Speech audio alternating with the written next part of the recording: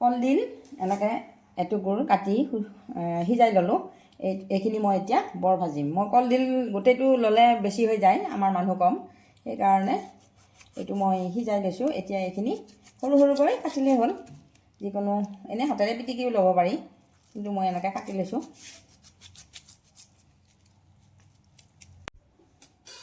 এইখিনি মই অকণমান বেচন দি লওঁ, বৰ ভাজিম।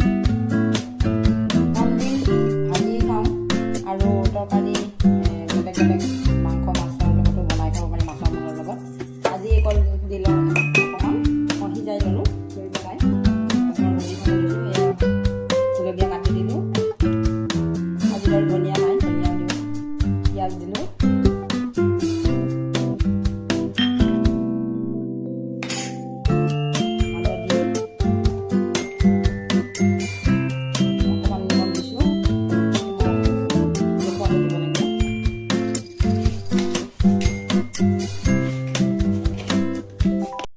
অকণমান ধনিয়াৰ গুড়া দিলোঁ, গুড়ি ধনিয়া, আৰু ইফালে জিৰা অলপো দিলোঁ। এইখিনি সুন্দৰকৈ মই গুলি ল'ব লাগিব।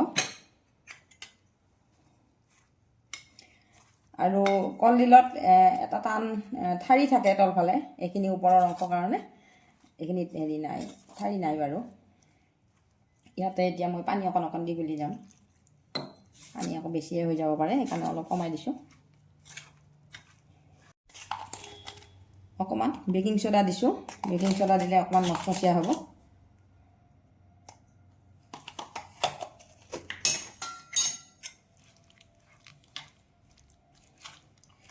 এইখিনি বেছি পনীয়া নকৰোঁ আৰু, এনেকৈ গাঁত লাগি থাকিলেই হ'ল বেচনটো।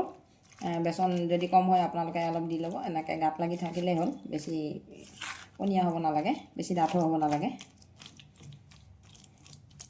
মোৰ এইখিনি গোলা হৈ গ'ল। এতিয়া এটা এটাকৈ বৰ ভাজি যাম।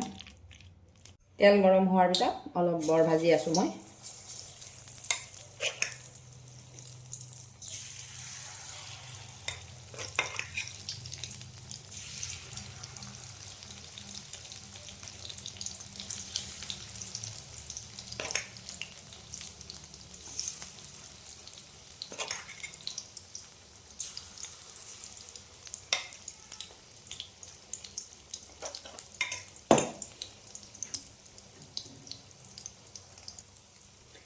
এতিয়া এইখিনি ভাজি আছোঁ বাৰু।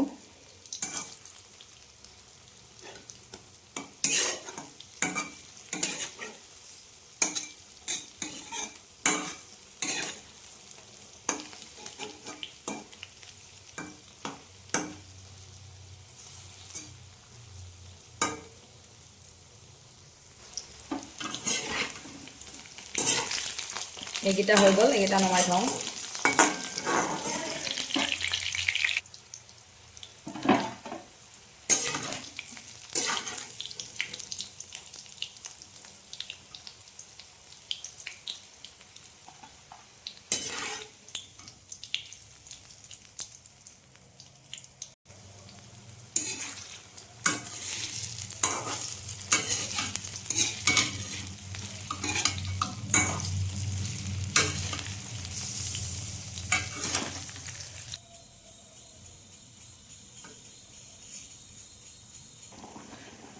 বৰখিনি ভাজিলোঁ, এইখিনি সুন্দৰকৈ ভজা হৈ গ'ল।